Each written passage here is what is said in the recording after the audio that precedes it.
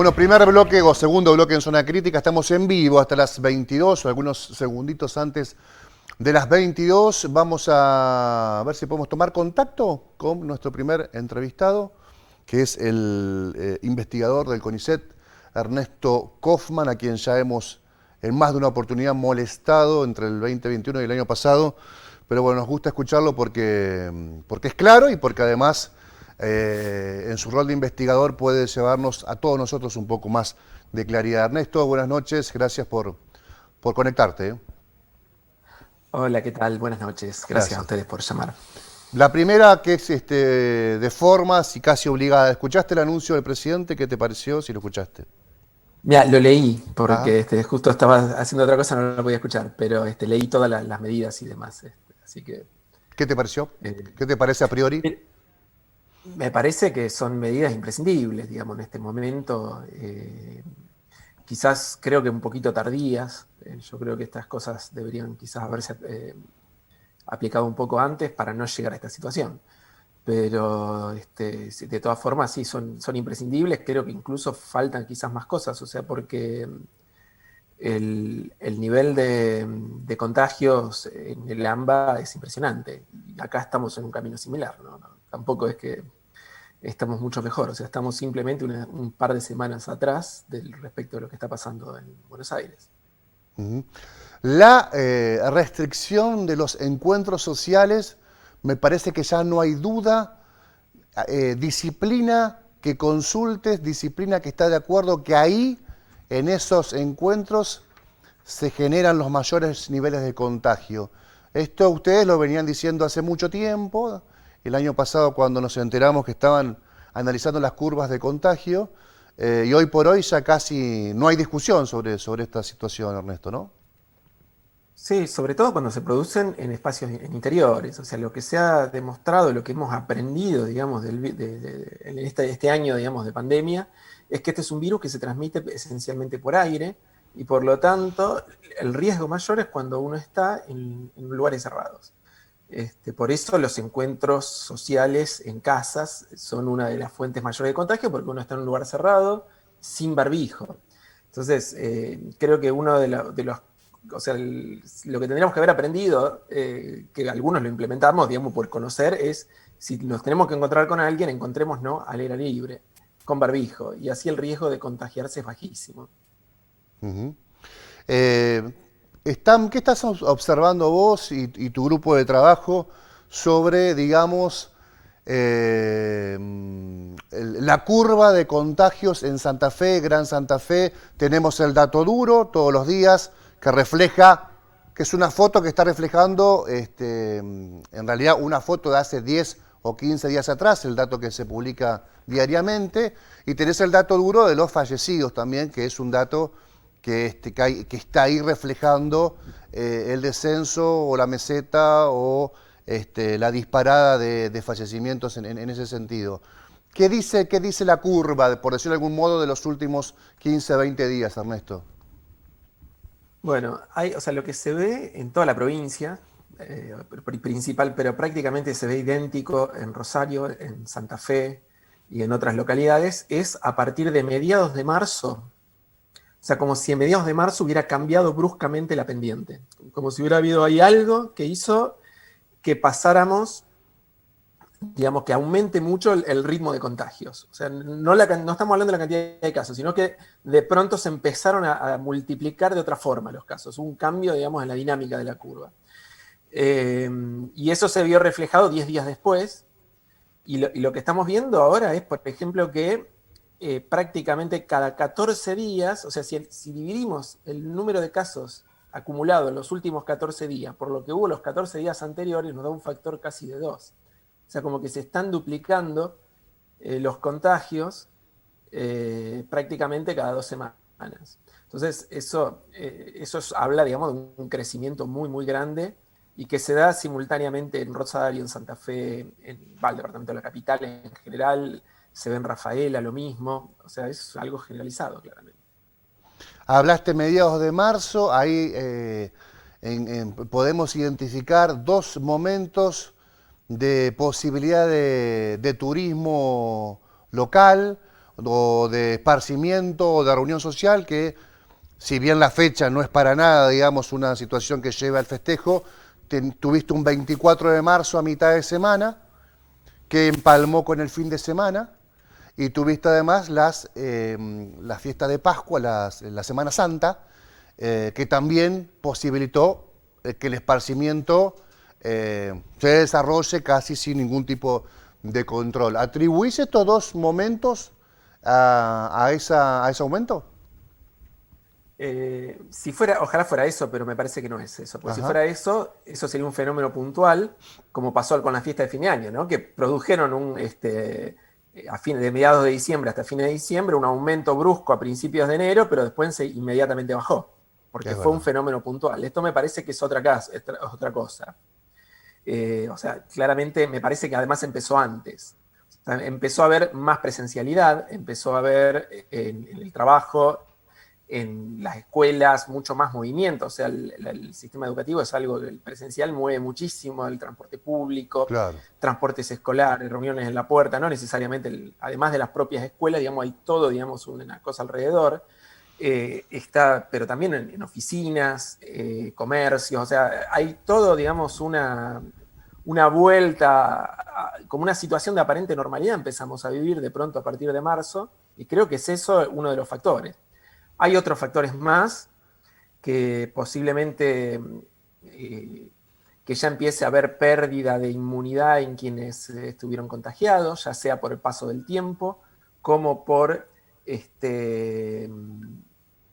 podría ser, puede ser por el paso del tiempo o puede ser por el ingreso también de nuevas cepas. Entonces, bueno, creo que es una suma de factores que están atentando, digamos, y produciendo algo más permanente, ¿no? Que un fenómeno puntual. No sé si tenés el cálculo aproximado, pero volver a la presencialidad significa no solamente que el niño o el adolescente o el joven vuelva a la escuela, sino que vuelve a subirse al colectivo, vuelve a tener otros espacios comunes, vuelve el papá a levantarse y acompañarlo a la escuela, vuelve ese papá a relacionarse con otro papá u otra mamá, digo, porque el ejemplo puede ser en cualquiera de los casos.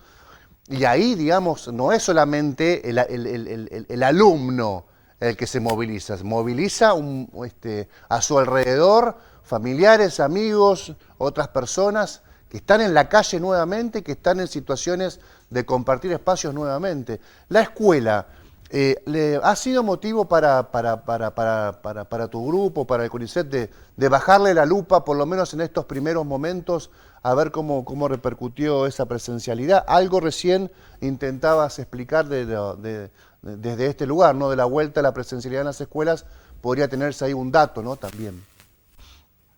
Sí, o sea, es difícil saber si los contagios son en la escuela, en el transporte escolar, en el colectivo. O sea, creo que es lo que vos decías, es una suma de factores la presencialidad, pero no es solo eso.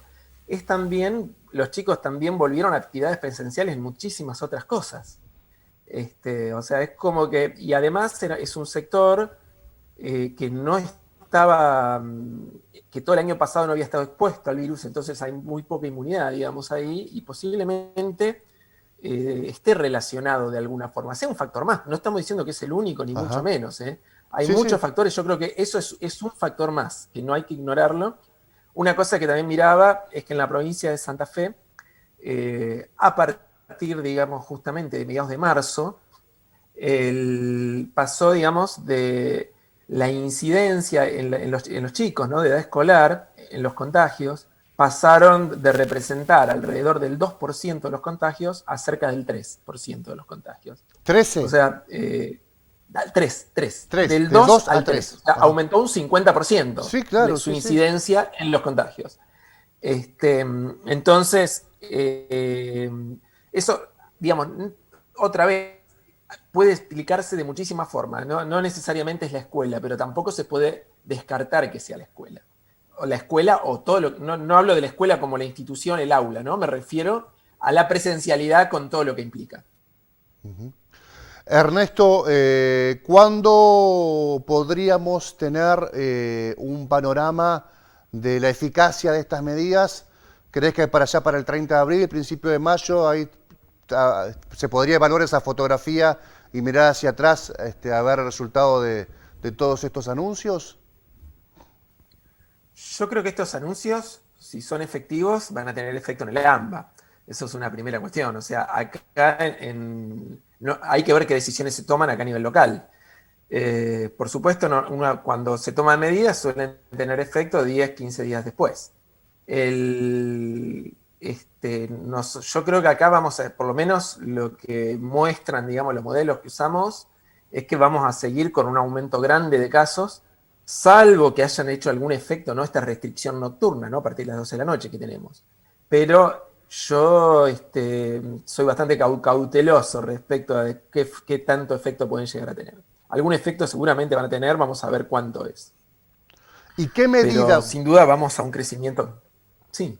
no, ¿y qué medida fue claramente, que vos decís, esta medida fue claramente, más allá que sea polémica, sea popular, más allá de la circunstancia, más allá de lo que provoca, ¿qué medida se puede identificar como una medida que pudieron verificar que ahí sí, digamos, en un periodo temporal, los casos bajaron? ¿Frente a qué situación? Mira, hubo, o sea, la primera cuarentena que se hizo, esa, digamos, en el marzo del año Sí, pasado, tuvo muchísimo sí, efecto. sí, sí, es O así, sí. sea, eso sin duda pasa, bueno, eso es irrealizable, me parece, hoy por hoy. Pero después, por ejemplo, en la provincia de Santa Fe, cuando se tomaron medidas en septiembre, que estaba en pleno crecimiento la curva, esas medidas lograron bajar la velocidad. O sea, es decir, venía subiendo con una velocidad la curva y lograron torcer la velocidad a la que bajaba la curva y se evitaron muchísimos contagios en ese momento. Después, restricciones nocturnas bien controladas desde un horario más temprano han tenido efecto. Yo recuerdo en Rafaela, por ejemplo, en el mes de octubre, tomaron una medida de restricción nocturna a partir de las 8 o 9 de la noche, una cosa así, no recuerdo exactamente el horario, que la controlaban. Y la explicación, nosotros estábamos haciendo proyecciones para la Municipalidad de Rafaela y la explicación que nos daba el intendente es, mirá, si nosotros cortamos la circulación de noche, cualquier fiesta clandestina, cualquier reunión social, cualquier cosa la podemos detectar, porque no hay autos, no se mueve nada, la ciudad está quieta, entonces cualquier movimiento lo podemos detectar fácil y desarticular, digamos, cualquier reunión, cualquier cosa. Y fue realmente muy efectiva. O sea, Rafaela en ese momento tenía cerca de 100 contagios diarios, 120 prácticamente, y pasaron en 10 días, digamos, que tomaron esa medida, a 30. O sea, prácticamente terminaron, digamos, con la pandemia en ese momento, transitoriamente, ¿no? Sí, sí. Y, o sea, las medidas controladas tienen efectos. Pasa que, bueno, hay que ver cómo, o sea, las realidades son distintas en cada lugar, las situaciones, creo que eso lo tiene que evaluar cada autoridad en cada lugar, ¿no? Específico. Ujú. La última, Ernesto, y gracias por tu tiempo. Atacar por varios costados la situación de el AMBA y sus altos registros de positividad y de contagios. ¿Tiene un efecto sobre los otros grandes conglomerados? Gran Rosario, Gran Santa Fe, Gran Paraná.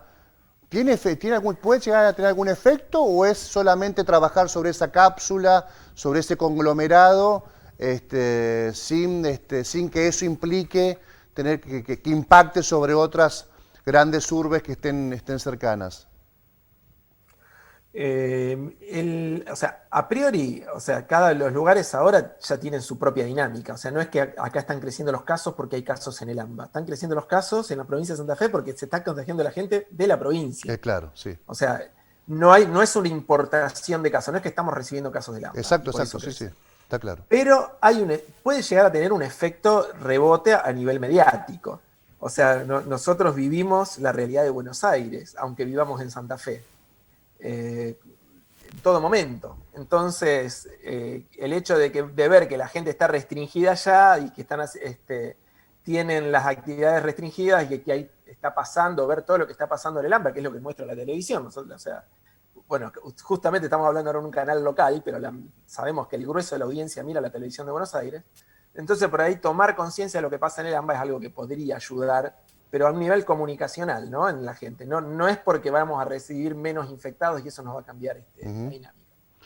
Gracias, Ernesto. Buenas noches, como siempre, muy amable. Gracias. No, por favor, Gracias. buenas noches y gracias a ustedes. Ernesto Kojman, investigador del CONICET, consultado permanentemente por este espacio, por otros espacios, un investigador serio, local, que viene apuntalando, viene apuntando y viene dando, viene visibilizando desde el CONICET todo ese laburo, ese trabajo tan impecable, muy característico de ese organismo nacional. Bueno, vamos a una pausa, seguimos hablando de COVID, seguimos hablando de la situación sanitaria en Santa Fe. Breve corte, ya venimos.